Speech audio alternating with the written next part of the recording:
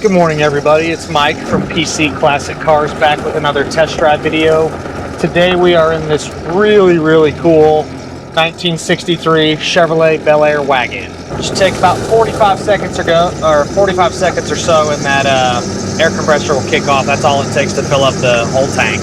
All right, so again we have a 63 Belair Wagon. Really cool and a really well done wagon. It has a 327 in it, just kind of a stock style 327, runs really well. In our folder of receipt, there actually is some paperwork for the motor, and we'll send that on to the next customer. Backed by a turbo 350, 3-speed automatic transmission. It is power steering, power brakes, but drums all the way around, but they're set up really well and it stops really nice. This obviously has the aftermarket full suspension on it. It's a Ride Tech kit. The Ride Tech suspension is all in the hatch at the back. Flip it up, professionally installed, and it works really well. In the cigarette lighter here, it has the, I believe it's Bluetooth is how it operates. You have your 1, 2, and your 3 settings. If you press 1, it airs it all the way out, goes all the way down.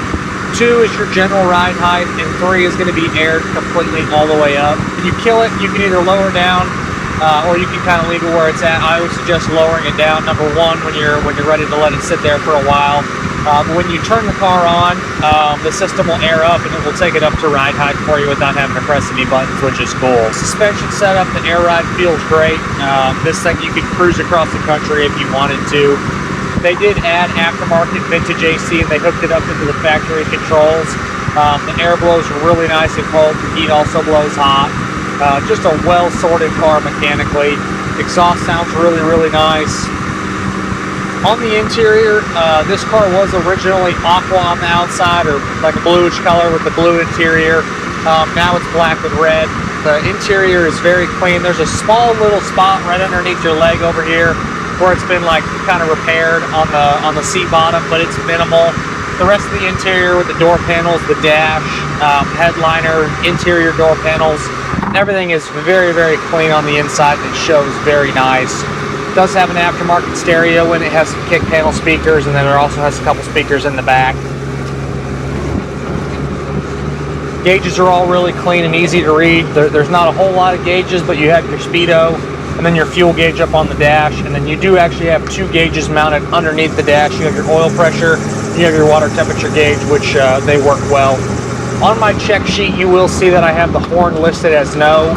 If you just push the outside of the horn and push down here, it doesn't work. If you push in the dead center, like right on the outside of the circle part there, the horn actually will work. So the horn is functioning and does work right. I like this little aftermarket console. Usually I'm not a fan of that, but you get a cup holder, you get a little something if you need to put your stuff in there, and it works well. Temperature came up good. We're about 175 degrees after a couple miles, so we'll get on it a little bit. Nice positive shifts.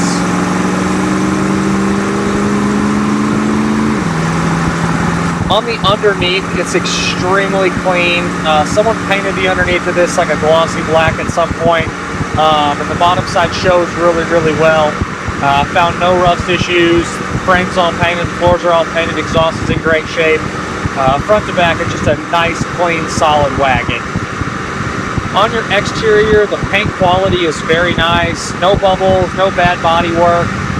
Obviously it's black, shows more imperfections than just about anything.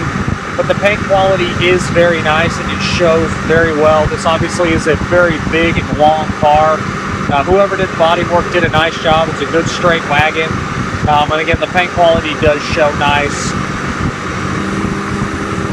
I don't mind the color change. The aqua on aqua is a cool color combo. But black with red with this wheel and tire combo and the air ride, it's just a really kick-ass looking car. And it just drives super nice. Mechanicals are really set up well, and it's a fun cruising wagon. You can load up 6 people in here with no problem and go cruising, take it to a car show, go do whatever you want to do. And you have plenty of room for pretty much the whole family. Got room in the back for whatever you need to throw back there.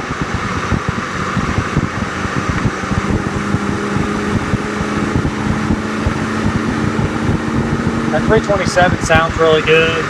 pulls hard. And generally, I'm not a personal fan of air ride. Most people don't install them right, but whoever did the air ride on this, they used a good quality kit. It looks well done and it performs very, very well. So a nice setup for sure.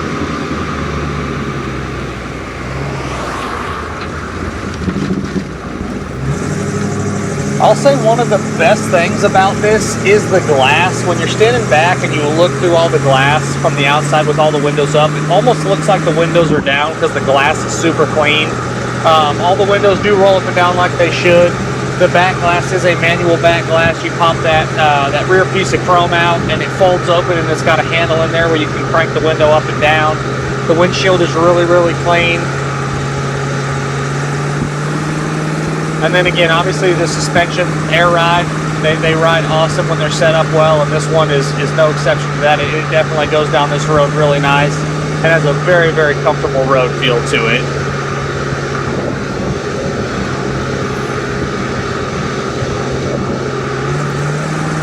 We have a very large folder of miscellaneous paperwork, miscellaneous receipts. They kept pretty much everything on this, which is cool. It is a true Belair wagon. The bin's where it needs to be. And again, obviously, we talked about the color combos being like a bluish aqua color with a bluish aqua interior, and then it's been changed. But again, whoever built this car just kind of wanted personal preference. You can never go wrong with black and red interior. So just a really kick-ass looking car. You do get some squeaks from that latch in the back that opens up. I'm sure you could probably put some little rubber stoppers in there to kind of help it from squeaking a little bit, but that's just kind of nitpicking at this point.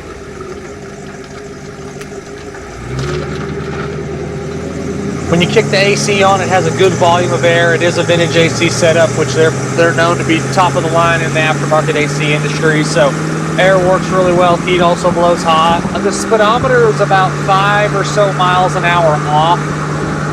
But it does work. It just reads a little bit inaccurate.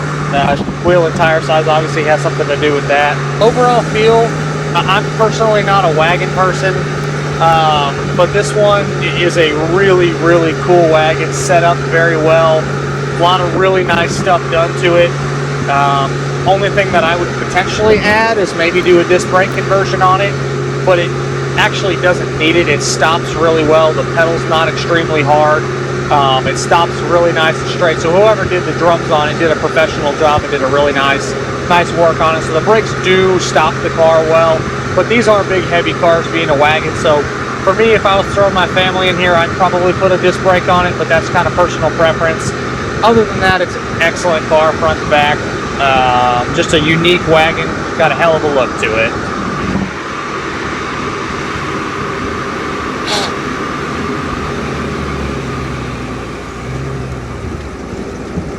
As always, I appreciate y'all stopping in to watch another one of my test drive videos. If there's ever anything else that you want to see, have comments, concerns, questions, don't hesitate to leave a comment on the YouTube channel.